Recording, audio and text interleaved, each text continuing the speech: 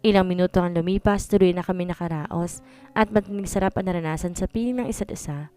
Nanatili siya sa aking harapan nang parang bahagyang hinihingal habang nanatili ang alaga nito sa loob ko. Let's talk and make clear everything between us. I will make it clear that I will not marry you to be a friend, friends with benefits. Ayoko nang mapabilang sa mga babae na pinaasa mo. Mas mabuti pa kung maaga pa lang malinaw na sa atin ang lahat. I'm not yours, you're not mine. So you still hold your freedom. Seryoso kung saan na tila pakikipag-negosasyon sa isang klase ng negosyo. Biglang nagdilim ang mukha nito, kapansin-pansin ang pag-ikting ng kanyang mga bagang. Alexandra's point of view. Nakakailang, yun ang nararamdaman ko ng mga oras na to, pero wala akong magawa kundi ang tahimik at tumayo sa tabi ni Sedi. Nandito kami ngayon sa isang magarbong pagtitipon dahil kaarawan ng isa sa mga business partners ng mga Smith. Wala ako nagawa na sapilitan akong isama ni Tita Zaharia bilang escort ng kanyang anak. Walang ideyang ginang sa kung ano na nangyayari sa pagitan namin ng kanyang anak. Nangako naman sa akin si Sedi na walang makakaalam sa kung naman na relasyon na meron kami. Gusto ko kasi maging pribado ang lahat para walang mapag-usapan ang mga tao sa aming paligid sakaling dumating ang panahon na kailangan namin maghiwalay. Noong araw na sabihin ko kay Sedi na tinatanggap ko siya bilang kaibigan, wala ako natanggap na anumang reaksyon mula sa kanya. Ngunit nang ibalik ko ang singsing na binibigay niya sa akin, basta na lang ako nitong tililikuran at umalis na lang to ng bahay nang walang paalam. Hi babe, how are you? It's been a long time nang huli tayong nagkita. Nang isang magandang babaeng biglang sumulpot sa likuran ko. Walang pakialam to sa paligid na lumapit sa binata para halikan to sa bibig. Halatang nagulat ito sa ginawa ng babae, kaya mabilis na lumingon sa akin at nagpatay mali siya na lamang ako. Ngayon masisisi ko ba ang sarili ko kung ilayo kong sarili ko sa binata? Mabuti na yung ganito, at least alam ko na wala namang kami. Aaminin ko, nasasaktan ako tuwing may babaeng na umaaligid sa binata, ngunit sa akin na mismo nang galing na wala kaming pakialam sa kalayaan ng isa't isa. Mabilis dinampot ko ang isang wine glass sa may lamang alak mula sa waiter na dumaan sa harapan at agad dinala yon sa aking bibig. Habang umiinom, palim akong sumalap kay Sedi at napansin ko nakangiti sa babae habang nakikipag-usap. So ibig sabihin nag-enjoy siya sa presensya ng dalaga. Para tuloy na out of place ako dahil wala akong kasama. Sandali kasi akong iniwan ni Tita Zaharia para kausapin ang ilang kasosyo nito sa negosyo. Kasama si Tito Harris. Garcia? Perez? Ani kong halatang nagulat. Mabilis siyang lumapit sa akin tulad ng dati na kagawian. Mahigpit ako niyakap. What a small world! Akalain mong after 5 years dito pa talaga tayo magkikita? Hindi ka pa rin nagbabago at mas lalo ko pang gumanda. Of course naman, walang pangit sa ating dalawa. Cheers! For our reunion! Nakangiti kong wika bago pinag-untog ang aming mga baso. Si Perez ang kauna-una ang taong naging kaibigan ko at siya lang ang taong kailanman di ako sinukuan hanggang sa napapayag niya ako maging kaibigan niya. Kaya labis talaga ako nalungkot nung umalis to sa army at mas piniling hawakan ng mga negosyo ng kanilang pamilya. So, kamusta ka na? Are you still single? Nakangiti niyang tanong kaya tatawa akong bigla sa tanong nito. Naalala ko nang tawagin niya ako abnormal dahil sa mga naging reaksyon ko tuwing may sumusubok manligaw sa akin at siya lang laging pinahaharap ko. She's getting married and I'm her fiancé, so back off. Singit ng isang tinig sa likuran at nagulat ako nang bagyang tinulak ni Sedi ang kaibigan ko. What are you doing? Nalingat lang ako, nakikipaglandian ka na sa ibang lalaki. Galit na sita nito sa akin, akala mo kung umakto boyfriend ko. Matinding kahiyan ang inabot ko sa harap ng aking kaibigan dahil hindi ko inaasahan. Nagagawin to sa akin ni Sedi, ang ipahiya ako. Tumingin ako diretso sa mga mata ni Perez at nakakaunawa naman tong tumango. Pagkatapos sinalikuran ko sila tuluyang nilisan ng party. Ni hindi ko na nga nagawa magpaalam pa kay Tita Zaharia. Alexandra! Narinig kong tawag sa akin ni Sedi, ngunit di ko na to pinansin pa at nagpatuloy na lang sa paglalakad habang nakasunod sa akin likuran si Sedi. Nang marating sa parking lot, nagdadabog na sumakay ako ng kotse. Tahimik na sumakay rin si Sedi. Di ko to pinansin at binaling ang atensyon sa labas ng bintana. Wala kaming imikan hanggang narating namin ang bahay nito. Dito na ako pansamantalang tumutuloy. Bakit mo ginawa yon? Wala kang karapatang ipahiya ako sa harap na ibang tao. At akala ko ba nagkakaintindihan tayo hindi natin pakikialaman ang buhay ng isa't isa? Nang gagalaiti kong tanong sa kanya. Halos mamula ang buong mukha ko dahil sa matinding galit. Narinig mo bang pumayag ako? Ikaw lang nag-iisip ng ganyan at malino kong sinabi sa'yo magpapakasal tayo soon whether you like it or not. Galit na bulyaw niya sa akin kahit lumalim ang gatla sa noo ko. Nalabis ako naguguluhan sa pinagsasabi nito. Wala kang karapatang makipaglandian sa ibang lalaki.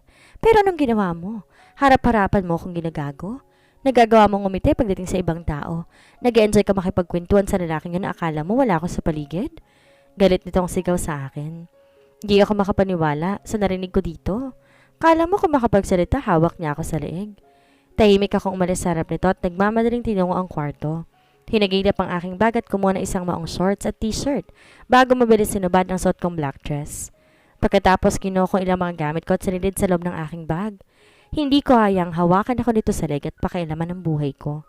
Kapag nakipag-usap to sa ibang babae, hindi ko siya pinapakialaman. Pero siya, anong ginawa niya?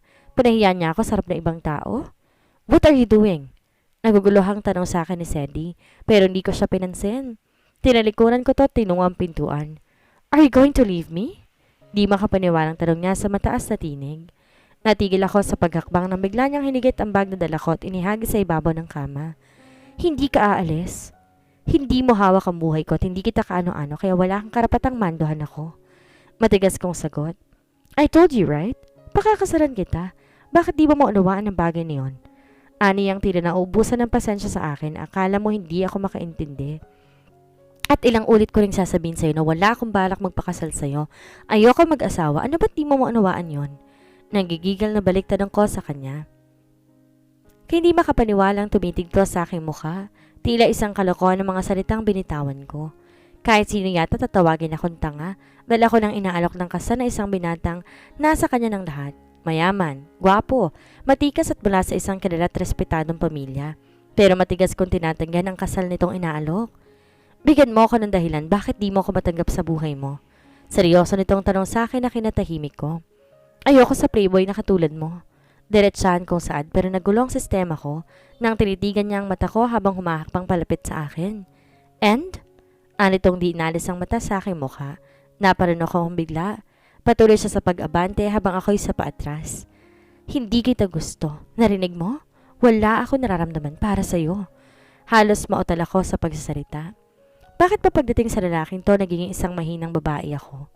And? Basta hindi kita mahal.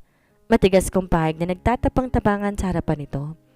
Pakiramdam ko bigla ako naihaw kaya magkakasunod na paglunok ang ginawa ko. Yun lang ba? Baliwalang tanong nito sa akin. Nakita ko dumukot to mula sa kanyang bulsa. Nilabas ang cellphone bago nanatiling nakatitig sa akin. Habang may tinatawagan sa kanyang phone. Yes, son? Narinig ko si Tita Zaharia mula sa kabilang linya.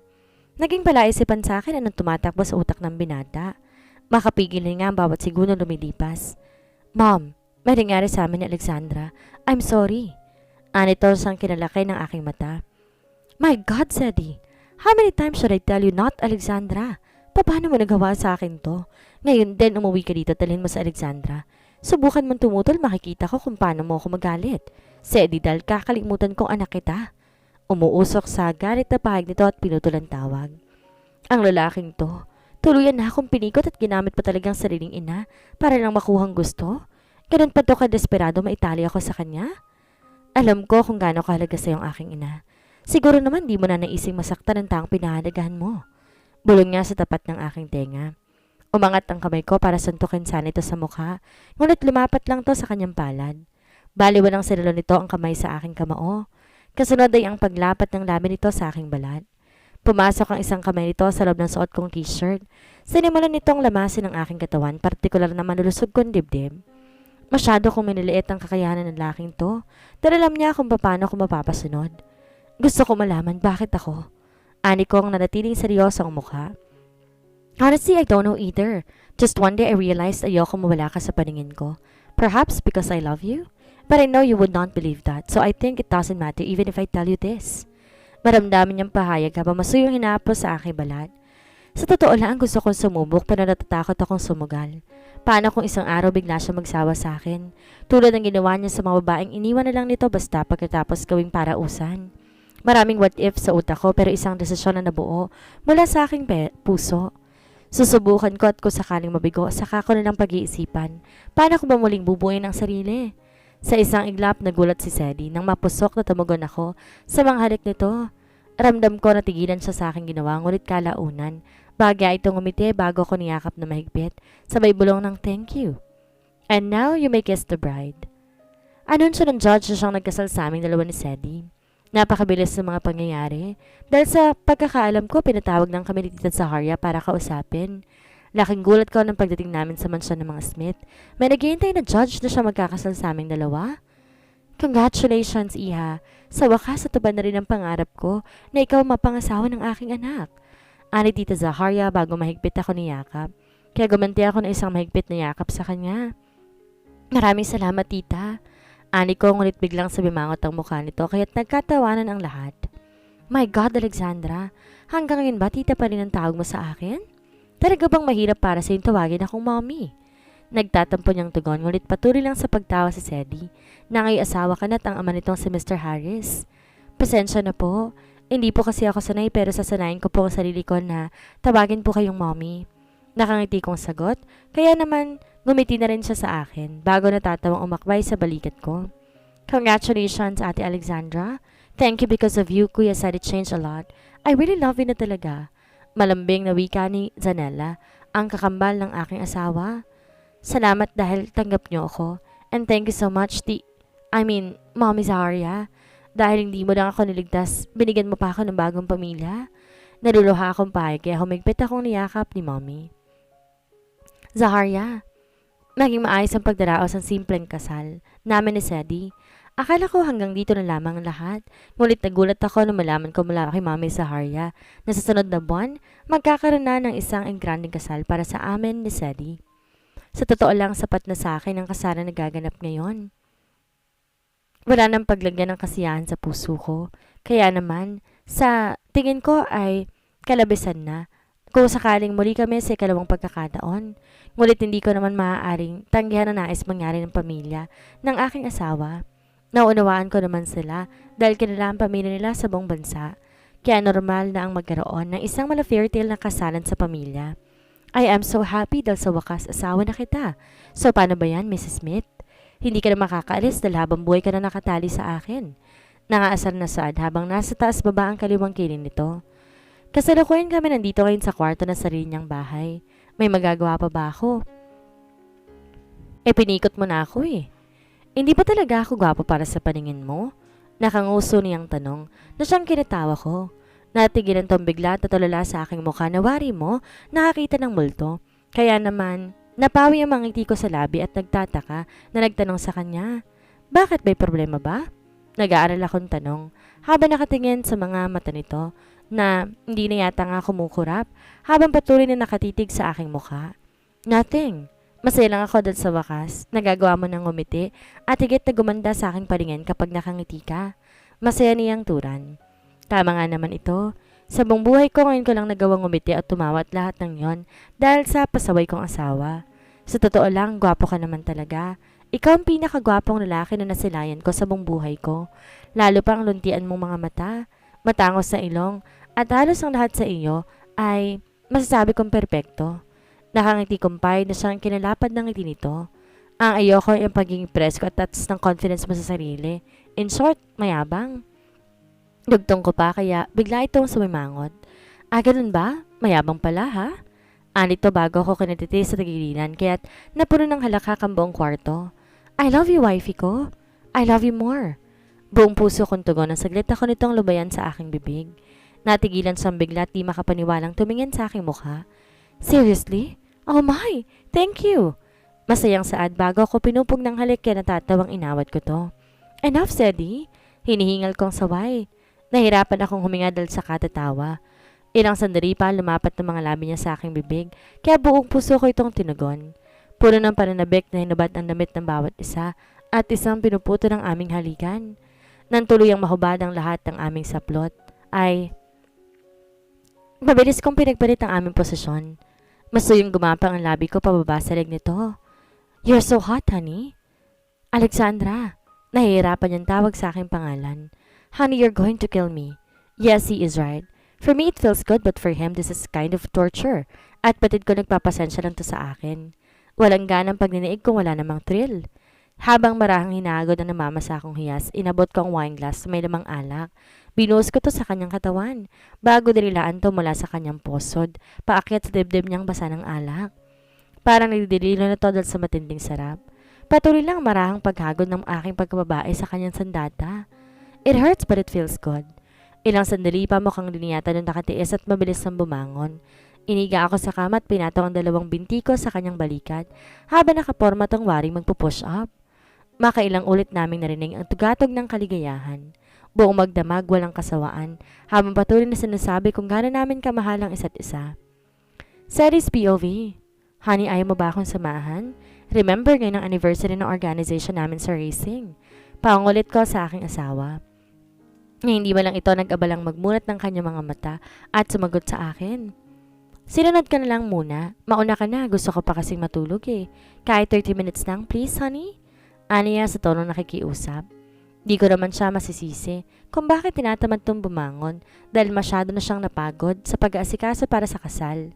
Hindi ko na siya masasamahan dahil nagkaroon ng emergency meeting sa kumpanya. Maaga ako nakauwi pero halos sabay lang kaming dumating ng bahay. Sure ka, susunod ka? Naninigurado akong tanong sa kanya bago to halikan sa labi habang masuyong hinaapos ang kanyang likod. Yeah, promise. Inaantok niyang sagot sa akin. Halata ang pagod sa maganda niyang mukha. Tumayo ko para makapagpalit ng damit bago ko tuloy na mabas ng kwarto. Muli ko hinalikan sa labi ang aking asawa na mahimbing na natutulog. Sedi, kala ko hindi ka na darating. Si Alexandra, bakit di mo kasama? Nagtatakang tanong sa akin ni Jasper na salubungin ako nito sa may entrance. Napagod sa pag-aasikaso ng kasal namin, pero nangako naman siyang susunod dito. Nakangiti kong sagot bago tinanggap ang isang maliit na baso ng inabot sa akin ni Lawrence. Kagad ko tong nilagok bago binaba sa mesa ang basong walang laman. Talagang desidido ka magpatali sa dragon na yon? Nag-aalinlangan tanong ni Lawrence sa datang tutol kay Alexandra dahil itong madalas makatanggap ng galit ito. Anong pinagsasabi mo ay mag-asawa na nga silang dalawa? Bulyaw ni Jasper sabay batok sa ulo ni Lawrence. Shit, masakit ha? Ganting sigaw nito bago muling bumaling sa akin. Nako, oras na may lakad ang grupo. Abisuan niyo ako kagad kung kasamang asawa mo o hindi. Hindi na lang ako sasama at baka tuloy na kung di makapag-asawa. Kulaging suntok o kaya sipang matatanggap ko mula sa kanya. Nagtawanan ng buong barkada dahil sa titinunan ni Lawrence. Halatang malaki ang takot ito sa aking asawa. Natigilan akong bigla nang dumaan sa harapan namin si Sedi at malungkot itong nakatingin sa akin. Ang mga mata nito'y wari mo'y minais sabihin, ngunit di ko na lamang siya pinansin. Para nakita ko yun ha. Alam mo ba ang hiwalay na si Richmond at Marga Sedi? At ang mga tingin na yon, hindi may kakailang may pagtingin pa rin sa iyo, ang babaeng iyon. Ani Jasper na binulong sa tapat ng tenga ko para walang ibang makarinig. Napaka-chismoso mo talaga. Pambubos ka ako sa kanya bago dinampot ang isang baso ng alak. Pero kung akong tatanungin, mas pabor ako sa asawa mo. Maganda na at desente pa. May paghanga niyang sada, hindi pinansin ang sinabi ko. Tama si Jasper. Mukha lang matapang tingnan ng asawa ko, pero na makasama ko siya sa isang bubong, natuklasan ko ang lahat ng magagandang katangian nito na siguradong kahangaan ng lahat. Bukod sa magaling itong magluto, napakamaalaga pa niyang asawa. Katunayan nga yan para akong bata kapag siya ang kasama ko.